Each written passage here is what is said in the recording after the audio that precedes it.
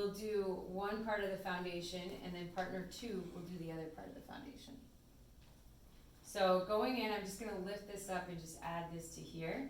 So all that I'm gonna do is her head's gonna be bent slightly forward, and then I'm going to bring this in through here.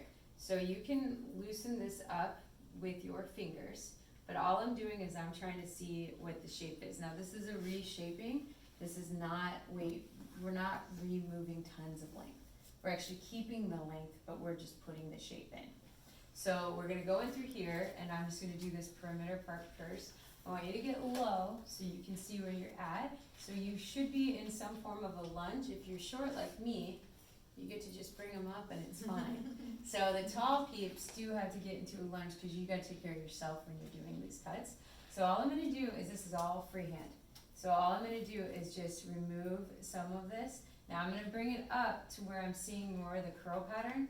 So just some of through here, she might lose a little bit more length in the back, but I am not using my fingers at all. Agreed? We're just, so I pulled it and moved it and manipulated it the way I wanted it before I started. So now, do you see where my guide is?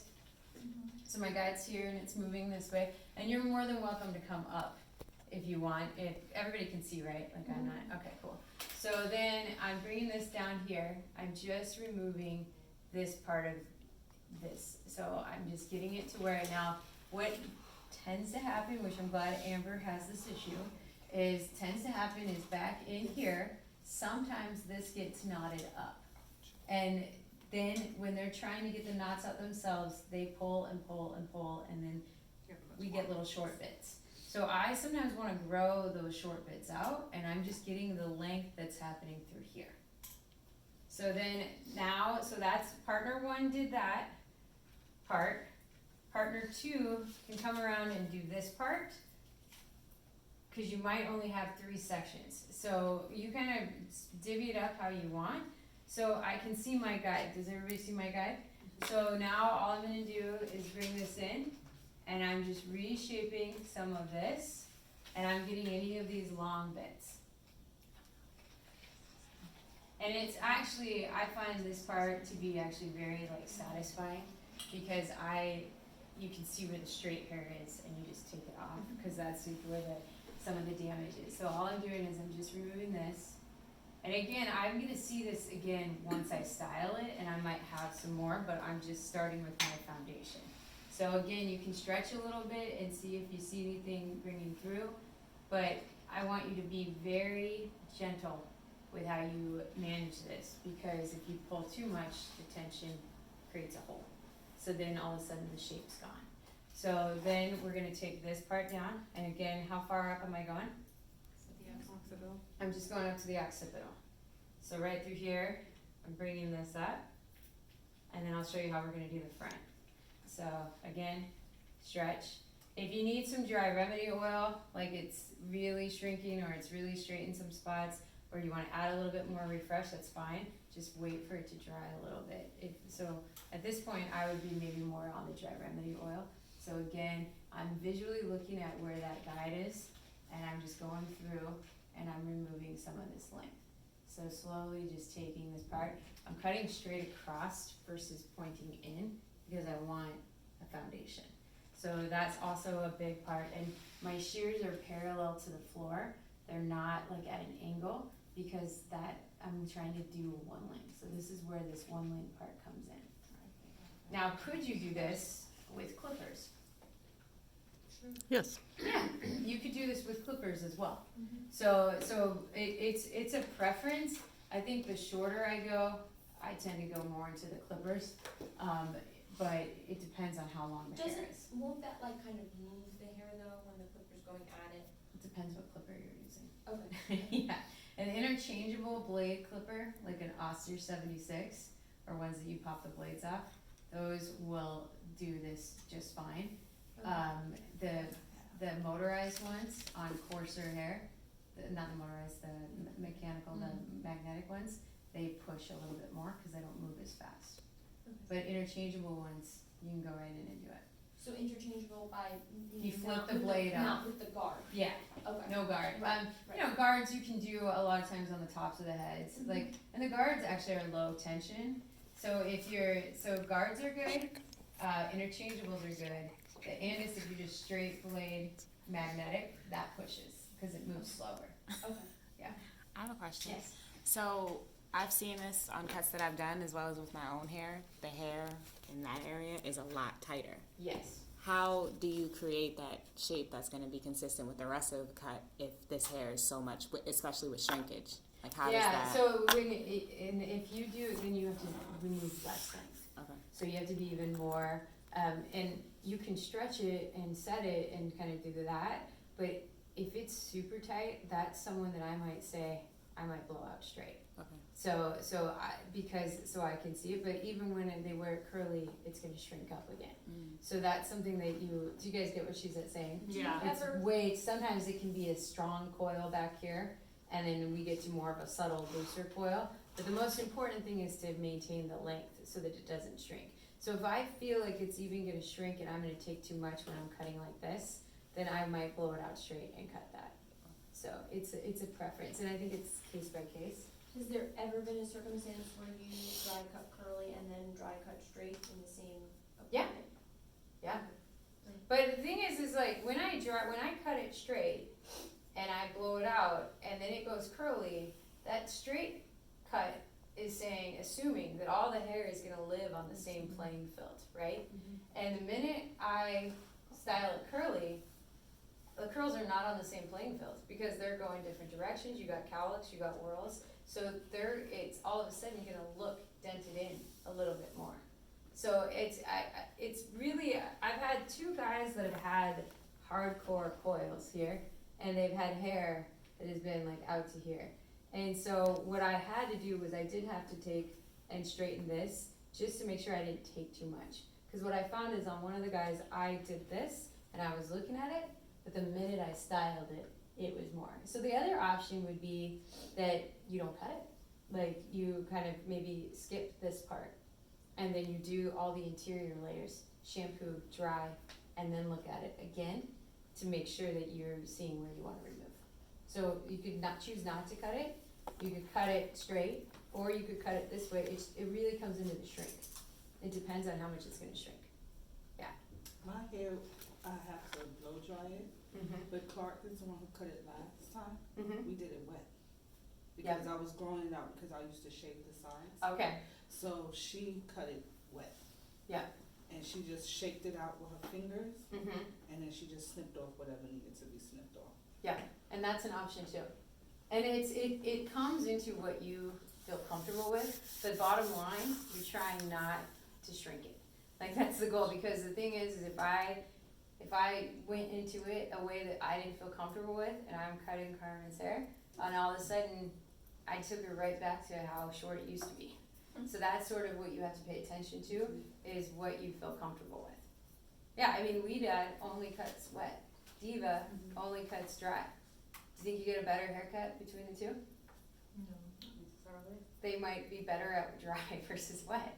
So if I went into Wavy instead, But you it's can never for only, everyone, like I always get, yeah, you either get, I hated it or I loved it. yeah, It's not like for everyone. No, it whereas doesn't fit This everybody. is like good, cause it's just everything. yeah. You get to Some people choose. do dry, you the next time they'll be like, Carmen, just cut it wet for me, I don't care. I just want it straight across. Yeah. So I'll just comb it with my fingers and just chop it off. And the let thing that about come. it is when you cut it wet and you're combing with your fingers, as long as you don't have tension, Yeah. you're not, like that's the thing, is like, so you can't be married to one way.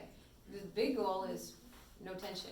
So what I find when I teach this class, I say no tension, and someone goes in and like, tension, you know what I mean? So tension, shrink, like that's what it's gonna do. It's a lot of mind to curly hair, coily hair, right? Because we're ingrained that we charge by how much is on the floor. It's Yep. really hard Yeah, to not do something, yes. right? Yeah, and it's really, and I think that in listening to them and hearing what has happened in the past is huge, because they'll tell you who did them wrong. It comes out pretty quickly. Okay, so what you're gonna do, so we did the perimeter's taken care of on the back. Now you're gonna do the side perimeter. So you're just going to take literally like a half an inch, using your fingers, trying not to disturb the curl, and you're gonna go around the entire hairline. So through here, this is parting and this part. So I have this ready to just kind of be able to take down, and all I'm gonna do is just bring this around here, lift this up. So one partner will do one side, and then one partner will do the other side.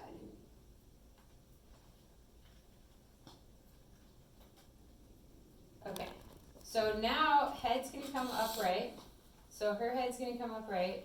I'm going to reshape this, and what you will find as well, curl patterns are not consistent from side to side. One side's gonna shrink up, the other side is going to be longer. And you have to visually get it to look even on both sides. So, plus you're gonna have two different people cutting it. So, you'll be helping each other out. So what you're gonna do is, I'm just gonna go from this side, so her head's upright. And all I'm gonna do is bring this, now I want it rounder, so I want it to be shorter to longer. So I don't want a corner here. That's our goal. So I put a corner in just to help give myself a guide, but now I'm gonna remove some of that. I'm gonna just lift this out. And all I'm doing is just slowly getting some of this. You wanna take this, if it's chunking together, and separate it so that you can see that you're not missing something. And this is just bringing this in here. And it's really just removing what you see. So, and through here, this section a little thick right here, so I'm just gonna add that through there.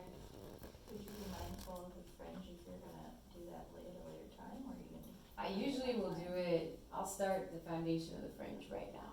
So it's bringing this, and my gauge a lot of times with fringe is at the nose. So sort of right where she's at, is I bring that up. So this is that side of it, and I'm just kind of like looking and getting some of this through here.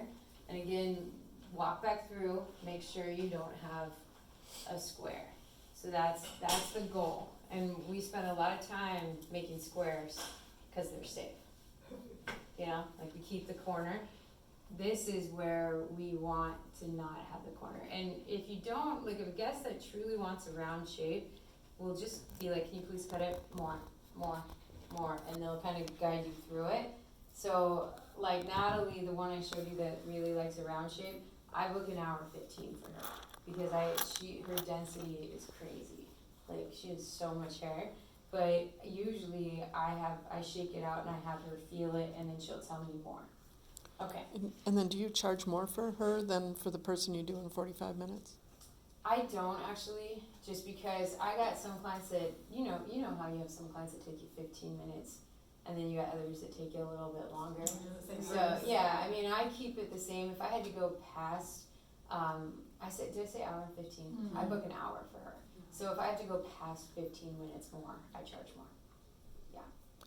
Because we do charge more, which our explanation, it's touchy. It is. But less. we charge more if we take more time than our regular And do appointment. you charge less for a client that has like almost no hair?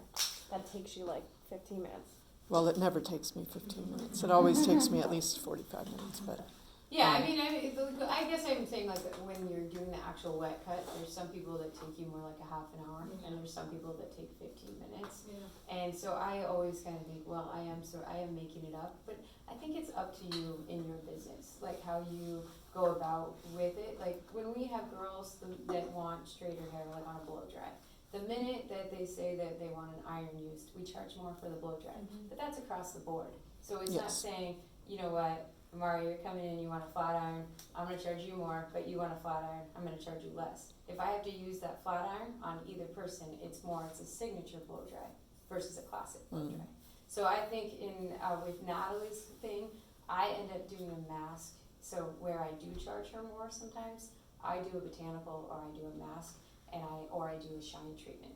So I give her something, but I charge for that versus because I don't have to add extra time to do a shine treatment. Everybody who's hair like that, they get a botanical. Yeah, It's a must. Yeah. I am not doing your hair unless you get a botanical, because it takes too long to detangle, and I'm not sitting there forever. well, So everybody comes up like, excuse me, natural, you're getting a botanical, it's $28 Yeah. extra. absolutely. You have to, it's a must.